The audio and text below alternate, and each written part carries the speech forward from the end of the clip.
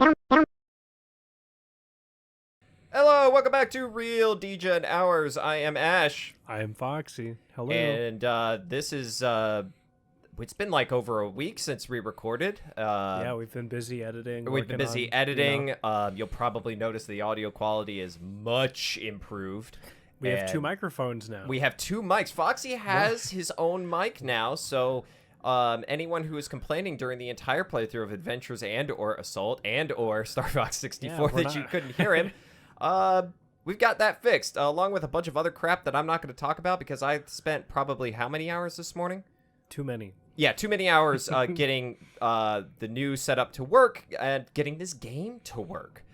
This is StarFox Command. You guys are going to notice that you're going to see this little yellow cursor over here on the smaller screen. Don't worry about that. I'm serious. Don't worry about that. It's totally a Nintendo DS stylus. Yeah, it is. Totally real. It was always there. No, so there were a couple ways that I was going to get this game to play. This format, the way you're seeing it now, is the easiest, the one that was the least painful. So this is what we're going with. And we don't want to fuck with it. Yeah, because there were probably other ways I could, but the chances of failure were a little higher, I noticed. A little bit. Yeah, so if anyone who doesn't know this game, this is the last real Star Fox game, in my personal opinion. Call it, Star Fox Zero. We won't talk about that. Star Fox 3D on the that other one's a remake, right? Yeah, it's just a remake of Star Fox 64, and Zero kind of also is. So we're not going to touch those. This is their last real one. What? They made a Star Fox Zero? This is the first I'm hearing of this. Yeah, okay, sure. That's a fan project, right? That's just right. Yeah. There might be another Star Fox game that we can play, but I am currently working out whether or not we can, if it's worth it. Some people might know what I'm talking about, but I'm not going to say anymore until we get to that point. Anyway. It is to be seen. Anyway, to be seen. Yes, Star Fox Command. So Star Fox Command, if you don't know, has 9 different total endings. Now, I am not going to make everybody sit through all 9 of those endings because the gameplay loop to get to all 9 of them is largely the same. The starting missions are all very similar. They're all identical, basically. So what we're going to do is Foxy, like the other games before this, has never seen this game. So we're going to do 3 playthroughs of this game. We're going to do one where Foxy is going to get to choose all of our options, all of our personal choices Foxy is going to make for us. I'm a fake fan. I know. I'm sorry. Yeah, right. And then what I'm going to do is I'm going to go back and I'm going to show you guys what I consider to be a good ending and then a bad ending. I have beef with this game because of the bad endings, but I'm sure we'll get to that over the course of the playthrough. For now, we're just going to start right here. Years ago, a scientist named Dr. Andros became obsessed with controlling the Lilat system. He launched wave after wave of attack fighters from the remote planet of Venom and ordered them to strike planet Corneria, the heart of the Lilat system. However, 4 brave pilots who made up a squadron known as StarFox finally put an end to the Doctor's mad ambitions. Andros himself was defeated by the leader of StarFox, a brilliant pilot named Fox McCloud. In the time that followed, Venom became known as a quarantine planet. Oh, no. Due to that reputation and the frequent patrols carried out by members of the Cornerian military, it has been years since anyone set foot on the planet's surface. But after a period of quiet, Venom struck back with a devastating attack on the Lilat system. Any and all attempts at resistance were brushed aside, and soon all cities came under the grip of this new, terrifying enemy. The occupiers were known as the Anglers, and operated under the control of the Angler Emperor. Their headquarters were located in the toxic Venom Sea, a vast ocean so inhospitable that it was believed no living thing could survive there.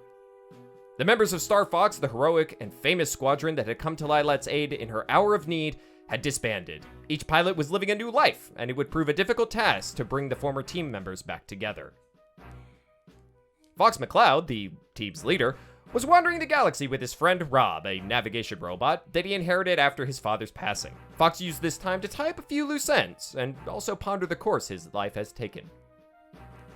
The Cornerian military hero General Pepper fell ill, and could no longer lead as he once did.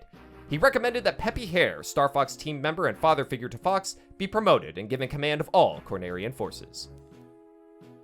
Brash pilot Falco Lombardi lived as a loner. He drifted from job to job, searching for the same thrill he felt as a member of StarFox, but his existence was mostly an empty one, something that annoyed him more than he would admit.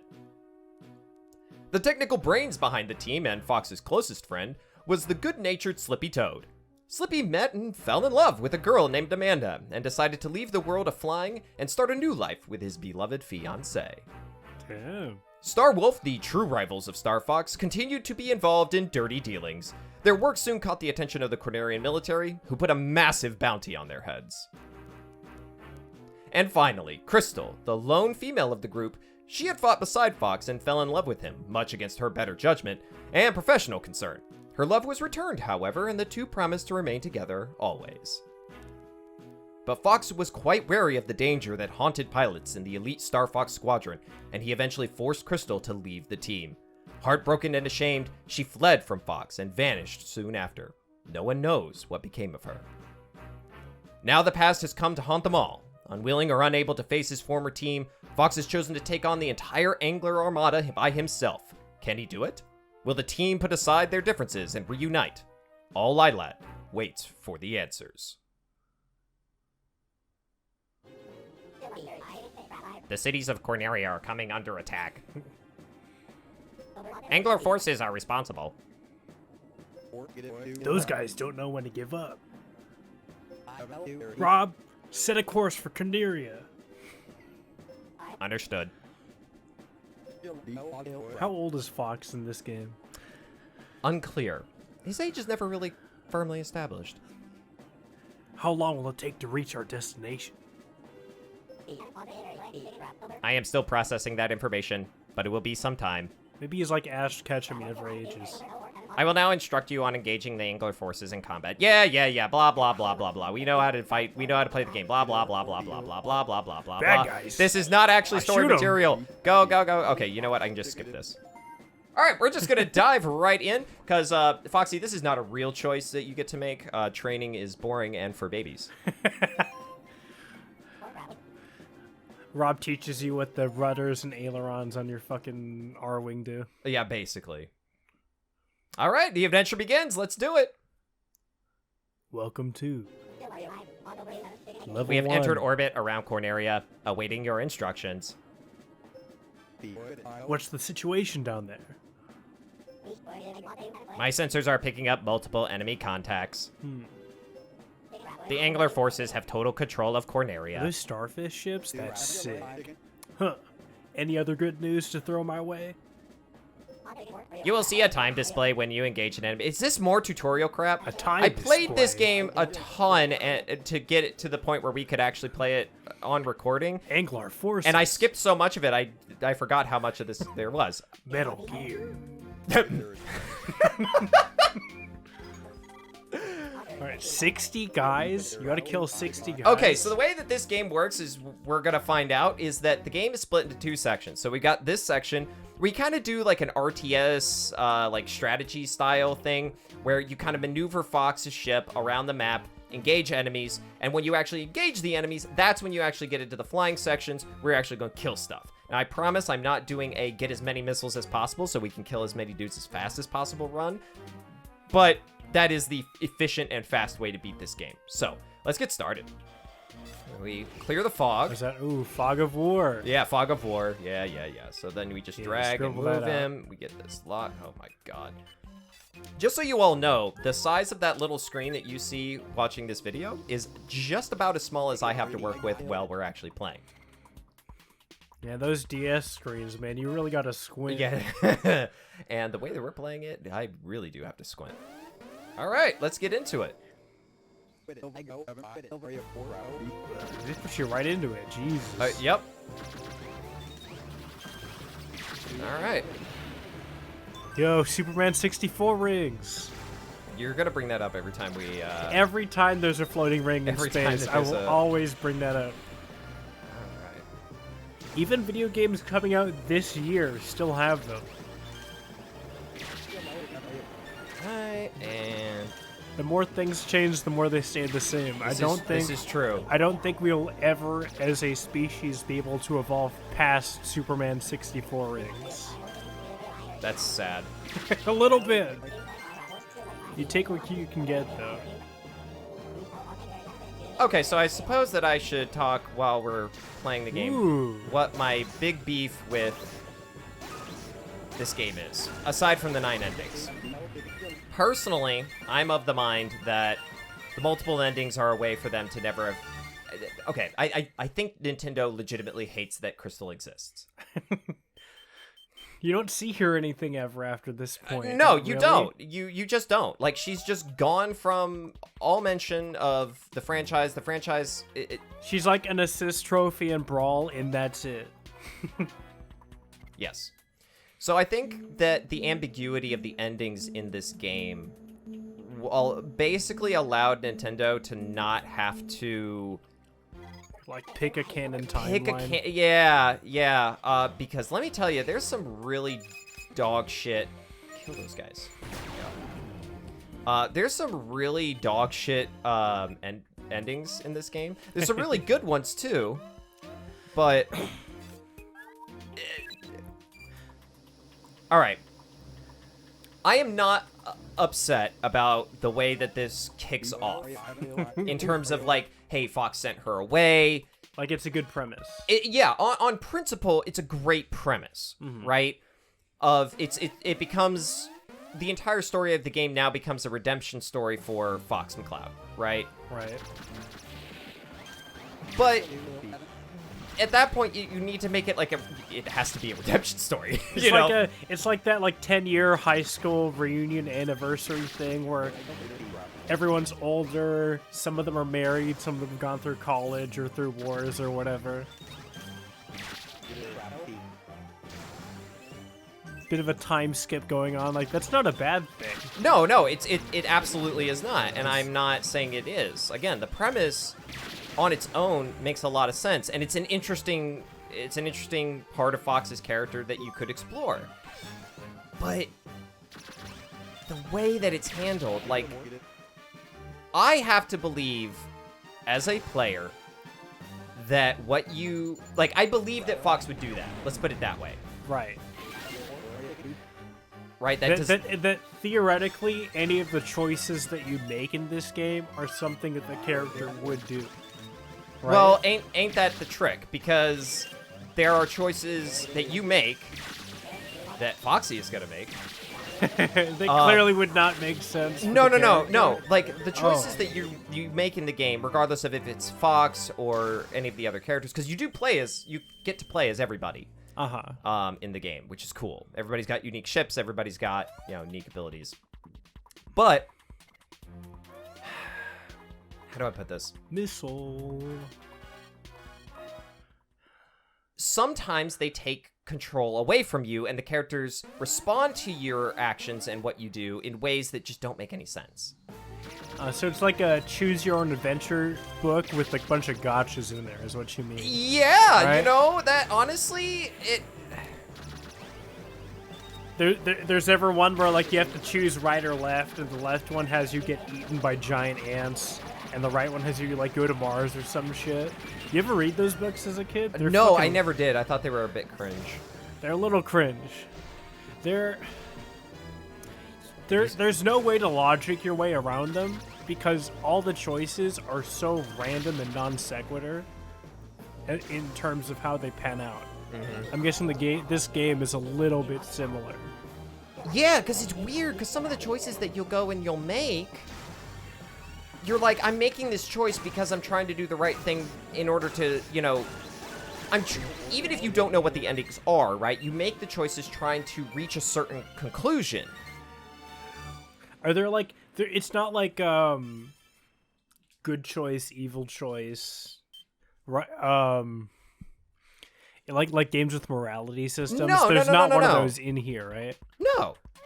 Like, you're trying to make the choices per what you think is best for the characters, right? Right. So, for example, if you want Fox to find and make up with Crystal, you have a bunch of different ways that you ostensibly can do that. what the weird thing is the game doesn't really give you the ability to... The game is weirdly ham-fisted in how it allows you to approach that, in that you can't. Like, you'll go and you'll make a choice thinking that, okay, this makes the most sense in terms of making up to a certain character. Like, let's use Foxy Crystal as the prime example. This makes the most sense in making up to Crystal. Right. And then it just doesn't work out that way, and you're like, wait a minute, but then so what, like...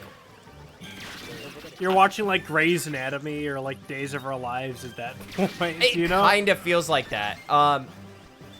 And to be very clear, the choices that do get you to the good endings, they track, right? It makes sense. But if you didn't know, I mean... it's odd to me. I don't like it. Aren't you... For the first playthrough, normally, aren't you, like, locked into, like, one choice also? Yes, so that is why I was actually playing this game earlier, is because I was getting it to a point where we could kind of choose whatever we wanted to do.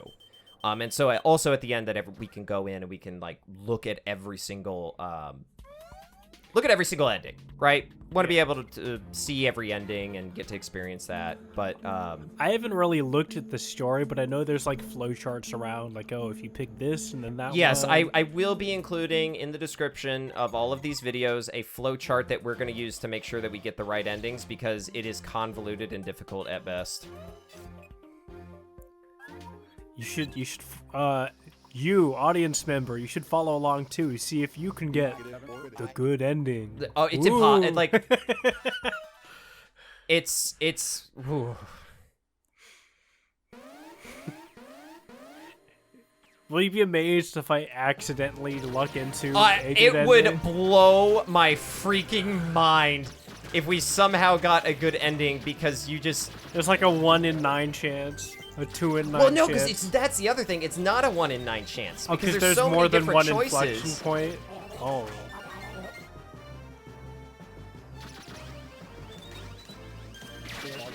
By the way, you all have now seen the game. We have to chase missiles, and then there are some bosses, but that's about the only real difference between what you're seeing and the the whole game. I mean, like, your skyboxes change, the enemy types and different planets change, but this is the game. Basically, you're shooting down guys and then flying through Shooting rings. down more guys, killing more guys, killing more guys. It's fun. I mean, it's a good, it's a good action shooter. But, Are there, like, variations of missions? Like, are there, like, escort missions or something? No, this is it. That's the one kind of mission you got, is shoot all the dudes down? Or missiles. Or missiles?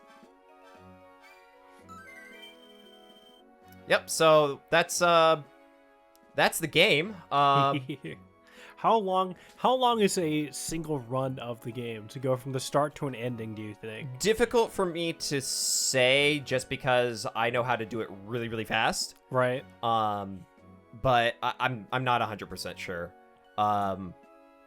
We'll be back with, some regular talk and stuff, I guess. But yeah, this is StarFox Command.